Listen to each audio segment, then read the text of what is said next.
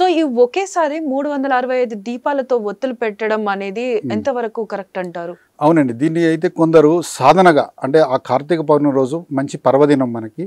ఆ రోజు ఒక సాధనగా టార్గెట్ పెట్టుకుని ముందుగానే కొంత దూదిని తీసుకుని రోజు వారంతటా వాళ్ళు చక్కగా ఒత్తులు చేసి పెడతారు. ఇది మంచి పనే. అయితే ఇది ఆచరణకు సంబంధించినగా చూడాలి. మనం కార్తీక మాసంలో మనం సూర్యోదయానికి ముందు ఎవరైతే లేస్తారో వాళ్ళకి రోజుకి 2 గంటల సమయం ఎక్కువ ఉంటుంది. అంటే ఎవరికైనా 24 గంటల సమయమే ఉంటుంది. అయితే సూర్యోదయానికి ముందే అన్ని పనులు పూర్తి చేసిన వారికి అంతే కదా, వాళ్ళ పనిలో కావచ్చు, చదువుల్లో కావచ్చు 2 గంటలు ఎక్కువ దొరికినట్టే.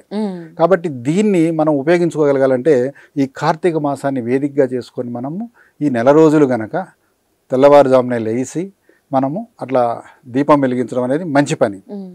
ఎవరైనా పెద్దలు ఆరోగ్య కారణాలు అలాంటి సమస్యలు ఉన్నప్పుడు అలాంటి వాళ్ళకి మీరు చెప్పిన 365 ఒత్తులు కార్తీక పౌర్ణమి కనీసం వెలిగించడం అనేది ఒక ఆనవాయితీ.